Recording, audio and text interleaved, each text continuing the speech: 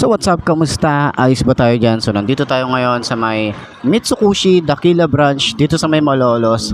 Dahil meron tayong nakitang bagong update para dito sa motorcycle na to. Ano nga ba to? Ito yung Euromotor Marvel 125. So ano nga bang bago rito? At sulit nga ba ngayong 2024 itong motorcycle na to? Nice yan. Yeah, I'm all alone and still learning to let go. I'll carry on my own and find out where I belong. And I just need to move on. I have hope. I'm open to a new place, a new road. I'm on my own, but I'm better off alone. Yeah, I'm better. So yun nga, para sa kanyang presyo, pakita na natin yung presyo. Ano nga ba yung presyo nito? Dahil meron sila ritong kulay gold. Ito yung kulay matte na may lining na kulay gold. So last time meron na tayong vlog na ito. Tapos ito yung presyo niya. Ayan yung presyo niya. Okay, tapos ano na rin yan, 3 years na rin yung kanyang LTO registration. And then straight monthly 57,900. And then screenshot nyo na lang yung terms nila. Okay, so balik tayo rito kay Euromotor Marvel 125. Ito yung bago rin, no? Bagong decals, bagong forma para sa Marvel na to. Ayun, no? So umpisa na natin yung walk around para dito. No, parang ang tagal na rin nating hindi nag-update para dito sa may Marvel 125i. So ito nga pala ay carb type, pero kung gusto niyo ng FI nito, meron silang Marvel 130i. So halos same lang din naman sila ng forma, pero nagkaiba sila sa mga decals and color. Okay, so dito sa harap niya, makita natin dito, maganda pa rin talaga at napakaganda ng itsura na to. Ang ganda ng forma, aggressive looking. Meron tayong mga patulis na design dito. At napansin ko meron siya rito parang nakausli. Ayan, may patusok siya rito. 'Di ba? Parang umano yung forma niya rito.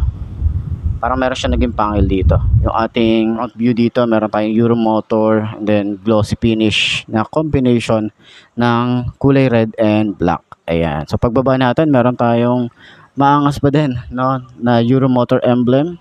Then meron tayo ritong kulay black. Ayan. So may napansin ako rito. Niisip ko siya kung meron siyang ilaw dito sa bandang itaas na to o sa gitna na to. Kasi para siyang para siyang LED kung titingnan ko. Hindi ko sure kung meron siyang ilaw, pero kung meron man siyang ilaw, ang ganda ng itsura nito sa gabi. Kung meron siyang ilaw, ayan Kasi meron siyang salamin Tapos parang hindi ko ba sure Comment nyo sa baba kung kung may ilaw siya. So maganda yung lining ng kanyang decals. Hindi siya ganun ka hindi siya ganun ka sakit sa mata. Napaka minimalist niya kasi sumasabay yung color dun sa decals, no? Yung paint job sumasabay sa decals niya. So meron pa rin tayo rito ang 125 combination ng gray and black. Then dito rin meron din tayong Marvel gray and black din. Tapos pagbaba natin dito, yung kanyang signal light is bulb type pa rin, pero sana dito gawin na nilang LED. Meron tayong split type na LED na maliliit yung kanyang bulb. Then maangas pa rin at aggressive. At parang galit na ibon yung itsura talaga na ito. Ayan. So parang kang may winglet na rito. Pwede yung pandagdagan dito. Mas maganda. Diba? Parang may pangil pa siya.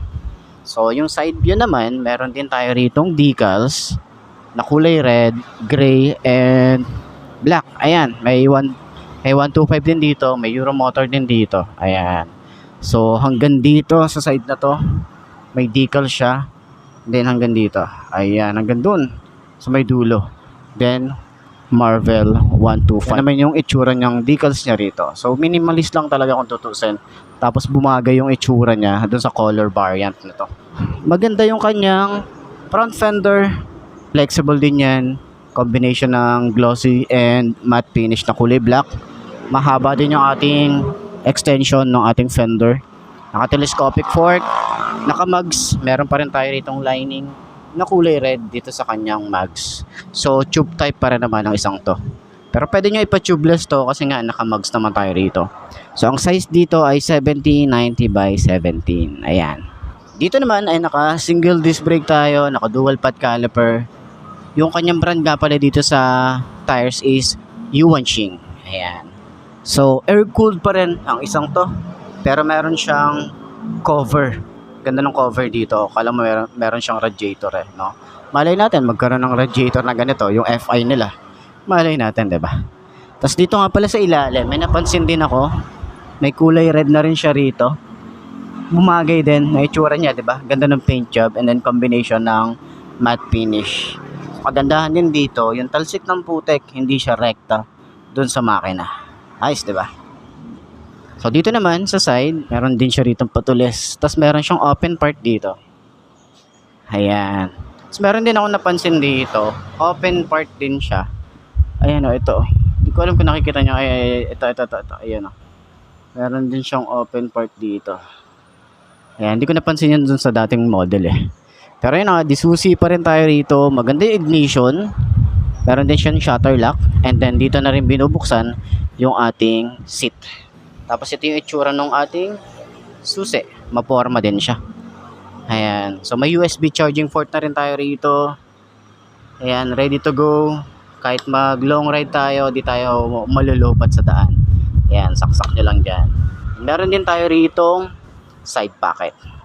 Maporma pa rin talaga yung itsura ng ating panel gauge. Or yung ano natin dito, yung handlebar natin is naka-upright position tayo rito para mas relax yung ating biyahe. Ang gusto ko rin dito yung combination ng red. Ganda ng design dito and then matte finish. Hanggang dito sa kanyang mga switches, matte yan. Yung panel gauge niya is naka-analog type pa rin tayo rito. Pero sana sa mga susunod na version is gawin nila tong digital. Yan, para may upgrade talaga dito, 'di ba? So yun na makita natin dito, speedometer, odometer, and then signal light, neutral, pag naka-high beam. Dito naman sa side na to, yung kanyang fuel gauge, and then gear indicator dito sa taas. Ayan. Switches niya, wala namang special dito, ordinary plastic na ginagamit ni Euromotor. Meron tayo rito on and off ng kanyang park light and headlight, electric starter, yung grip natin dito makapit. Tapos, sobrang babaw at sobrang responsive. Ayan, responsive ng kanyang throttle. Yung levers, lever lang pala kasi nga naka semi-automatic nga pala to. Maganda yung design ng kanyang lever. Kulay gray, ganda ng finish, malapad din. Ayan, so smooth lang din. Okay, dito naman sa side, meron tayo ritong high and low, signal light, busina, and then choke. Ayan, kasi nga carb type pa rin naman ang isang to. Sa grip niya, sobrang saktong-sakto lang dun sa ating kamay, no? Ayan, so wala silang nilabas nito na declutch, okay? So, yung lagay ng kanyang side mirror dito pa rin. Yan. Dito naman sa makina, meron tayong kickstart dito. Maganda yung forma ng makina niya. Tapos meron din tayo ritong bracket para hindi tayo mapaso pag umapak tayo rito. So hindi tayo mapapaso dito sa makina. Combination ng rubber and metal, yung kanyang foot pegs. Smooth na smooth yung ating rear brake pedal dito. Kickstart natin. Ganda rin yung finish. Maganda yung paint job. And then, combination nga rin pala to ng parang carbon fiber finish yung kanyang looks dito sa ilalim. Hanggang dito sa may side. Ayan, para siyang carbon fiber finish. And yung ating tapakan sa ating foot pegs dito sa angkas. Ayan, meron din siyang lock. Ayan. So, metal naman yung design dito. And then yung kanyang alloy na ginamit dito, meron din siyang parang mga glitter effect dito. So, stylish din yung datingan ng ating tambucho, mahaba siya. Gusto ko yung itsura nung ating cover dito. Matte finish na kulay black, tapos meron siyang metal na combination. Ayan. Para dito sa exhaust cover niya. And then, meron din tayong tire hugger dito. Maporma pa rin yung tire hugger na ito. Hindi siya masyadong pansinin, pero ayan yung tire hugger niya. Flexible din. Naka-swing arm tayo rito at meron tayong dual shock dito. Yan. So naka-drum brake tayo dito sa likod, naka-mugs din, meron din siyang lining na kulay red sa kanyang mugs, and then yung size dito ay 180 by 17. So tube type para naman ang isang to. Pero pwede nyo na itong pa-tubeless kahit itong stock tires. Pwede yan. So yung tsura ng ating grab bar, pa marble style or Batman style. Marble tuloy, pa Batman style yung kanyang design. And then kulay gray na may mga glitter effect dito. Yung ating signal light, flexible, napaka-flexible. Bulb type pa rin ang isang to, pero sana dito gawin na rin nilang LED. Yan. Yung ating tail light is para siyang LED, pero bulb type pa rin naman siya. Maporma pa din, aggressive, may mga patulis na design. Ayan. So may plate light tayo dito, reflector, and then yung ating rear fender. Ayan. Maganda, malapad din. Dito sa side, meron din tayo rito chain cover. Napaka-flexible din yan.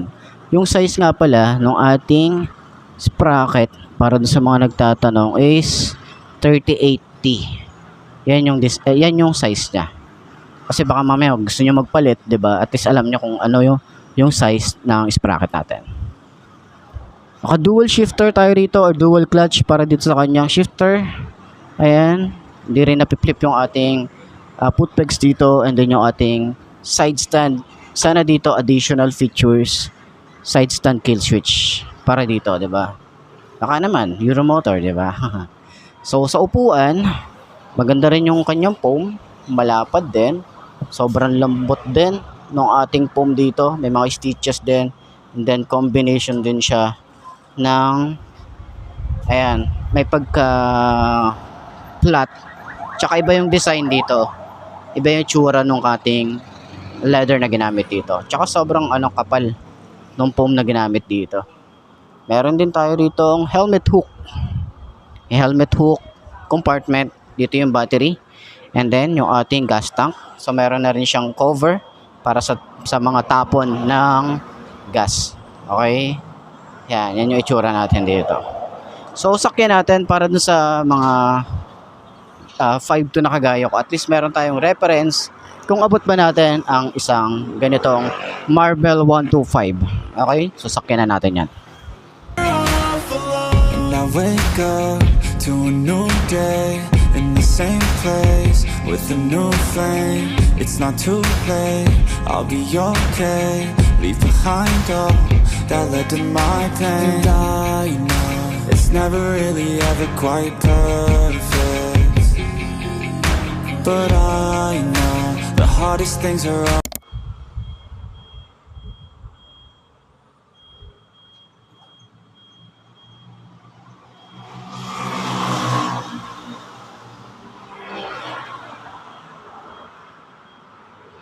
Para sa 5'2" na kagaya ko, sobrang tingkayad pa rin talaga nito. Kasi sobrang kapal nung kanyang upuan.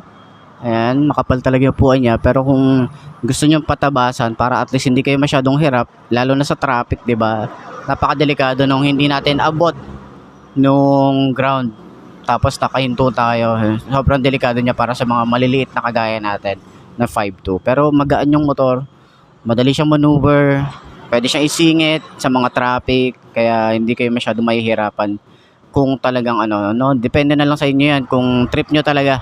No, kung gusto niyo ng ganitong motorcycle tapos medyo hindi tayo biniyayaan ng tangkad, magagawa naman ng paraan yan. Madali naman yung gawa ng paraan. Okay, meron namang mga way para at least maabot pa rin natin yung gusto nating motorcycle, di ba?